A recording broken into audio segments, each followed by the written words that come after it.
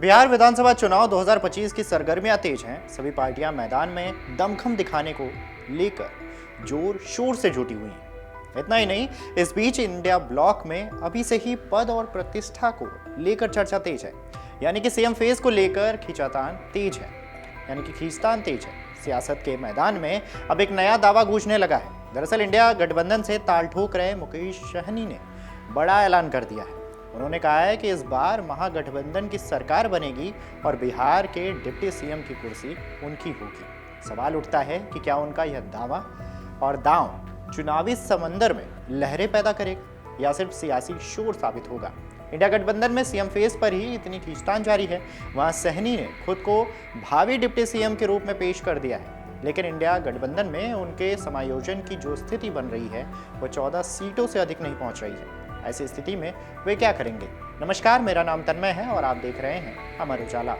बिहार में राजनीतिक हलचल तेज हो गई है। बिहार में ईसीआई की टीम बिहार में विधानसभा की तैयारियों का जायजा लेने पहुंच चुकी है और वहां का जायजा भी लिया है। बिहार में दोनों गठबंधनों में उम्मीदवारों के नाम पर मंथन शुरू हो चुका है। साथ ही सीट शेयरिंग का फॉर्मूला भी तय करने को लेकर बैठकों का दौर भी जारी है।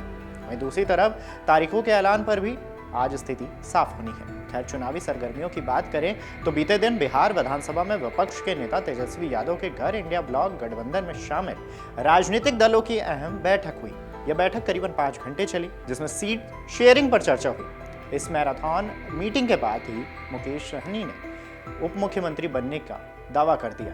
खबरों की माने तो विकासशील इंसान पार्टी के अध्यक्ष मुकेश सहनी जैसे तेजस्वी यादव के घर से बाहर निकले, अपनी गाड़ी में बैठे तो मीडिया कर्मियों ने उन्हें घेर लिया था। एक मीडिया कर्मी ने उनसे सवाल पूछा तो मुकेश सहनी ने जवाब देते हुए कहा है कि शुभ शुभ बोलिए, हम हैं और हम ही सरकार बनाएंगे और मैं उप मुख्यमंत्री बनूंगा। जरा ये बयान सुन लीजिए। के हंसी पर मुस्कान पे आप लोगों को फिक्र ये नहीं हो रहा है? सब ठीक है, बैठक हो गया, खाना पीना हुआ और कैसे लड़ना है सारा चीजें इंटरनल हम लोगों का पूरा हो चुका है। को लेकर सर वो सब हो चुका है, वो सब में कोई नहीं दिक्कत है, सब हो चुका है। अनाउंसमेंट कब तक होगा सर? मुझे लगता है कि परसों ने तो तरसों हम कर देंगे। ठीक है, डिप्टी सीएम आप ही होंगे सर? अरे इसमें भी कोई कहने वाली बात है क्या?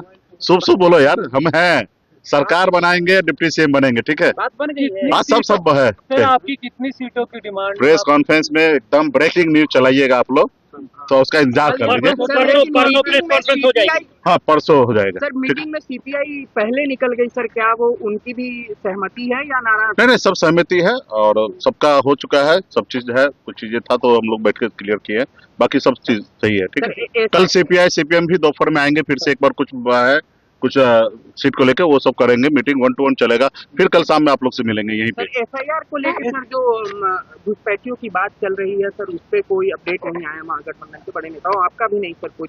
सर एक्चुअली ये है कि इलेक्शन कमीशन ने बोला था कि हम घुसपैठियों को निकालने के लिए एसआईआर का प्रोसेस अपना रहे हैं कि केवल भारत के मतदाता जो गृह मंत्रालय को पहले तो गृह मंत्रालय को बंद कर देना चाहिए, क्योंकि कुछ काम तो गृह मंत्रालय का है ना। चुनाव आयोग का ये काम नहीं है। चुनाव आयोग का काम है कि इलेक्शन कराना, फेयर चुनाव कराना, और ये सब प्रक्रिया जो है ना वहाँ पे जो है कैसे दूसरे लोग यहाँ पे आ जा रहे हैं, तो ये सब सारे चीजें है। बिहार में खाली गुमराह करने के लिए सारी चीजें हो रहा है।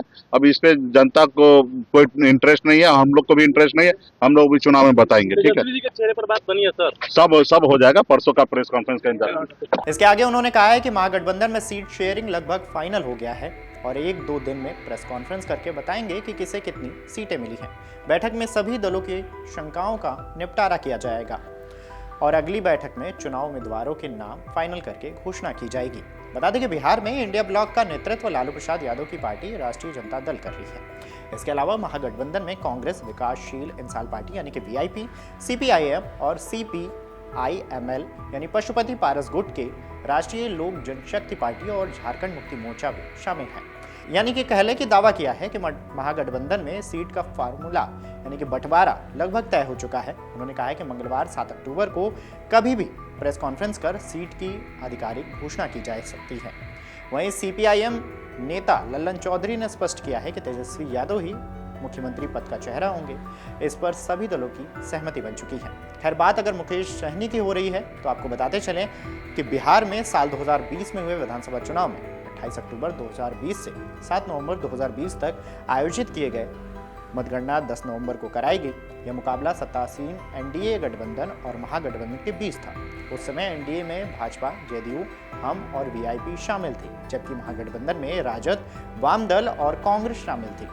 वहीं दूसरी तरफ साल 2020 में ही वीआईपी ने एनडीए में रहकर 11 सीटों पर चुनाव लड़ा।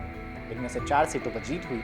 मुकेश सहनी इस दल के अध्यक्ष हैं। मुकेश सहनी इस बीच मंत्री बने थे। भाजपा ने मंत्री बने रहने के लिए उन्हें विधान परिषद में भी भेजा था। राजनीति में अपनी महत्वाकांक्षा और चालाकी के लिए जाने जाते हैं। भाजपा की उदारता से वे हार के बावजूद मंत्री बने और विधान परिषद में जगह बनाई, लेकिन अति महत्वाकांक्षा ने उन्हें जल्दबाजी में टाल दिया था। उत्तर प्रदेश में उन्होंने अपने निषाद समुदाय के वोटरों के आधार पर पार्टी का विस्तार करने की घोषणा की, यानी कि कोशिश की, लेकिन साल 2022 के यूपी विधानसभा चुनाव में उनके 53 उम्मीदवारों में से कोई भी जीत नहीं पाया।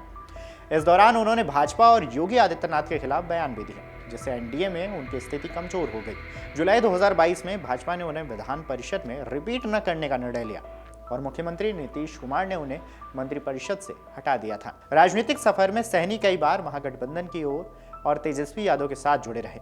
साल 2019 के लोकसभा चुनाव में खगड़िया सीट पर हार मिली। 2020 में और 2024 में एनडीए और राजद के गठबंधन में भी उनके हिस्से में मिली सीटों पर पार्टी को जीत नहीं मिल सकी थी, यानी उनके निषाद वोटरों पर पकड़ का दावा चुनावी सफलता में तब्दील नहीं हुआ। अब बिहार विधानसभा चुनाव 2025 की सरगर्मियों में मुकेश सहनी ने बड़ा दावा किया है। इंडिया गठबंधन की सरकार बनने पर वे प्रदेश के मुख्यमंत्री बनेंगे, प्रदेश के उप मुख्यमंत्री बनेंगे। 243 विधानसभा सीटों वाले बिहार में नेशनल डेमोक्रेटिक अलायंस यानी कि एनडीए को 125 सीटों पर जीत मिली थी। इसमें से भारतीय जनता पार्टी यानी कि भाजपा को सबसे ज्यादा 74 सीटें हासिल हुई थी, जबकि जनता दल यूनाइटेड यानी कि जेडीयू को 43 सीटें मिली थी। इसके अलावा विकासशील इंसान पार्टी यानी कि वीआईपी को 4 सीटें हासिल हुई थी। दूसरी तरफ महागठबंधन को बिहार में 110 सीटों पर जीत मिली थी। इनमें से राजद को सबसे ज्यादा यानी कि 75 सीटें, कांग्रेस को 19 सीटें, वाम दलों यानी कि सीपीआई, सीपीएम, सीपीआई, एमएल को 16 सीटें मिली थी। वहीं दूसरे दलों में लोक जनशक्ति पार्टी यानी कि लोजपा, जो कि अब एनडीए का हिस्सा है, उसे 1 सीट और एआईएमआईएम को 5 सीटें मिली थी। बसपा को 1 और 1 निर्दलीय प्रत्याशी को भी जीत हुई थी, यानी कि निर्दलीय प्रत्याशी की भी जीत हुई थी। अगर आप ये वीडियो YouTube पर देख रहे हैं तो हमारे चैनल को सब्सक्राइब कर बेल आइकन दबाएं और Facebook पर देख रहे हैं तो हमारे पेज को लाइक करें।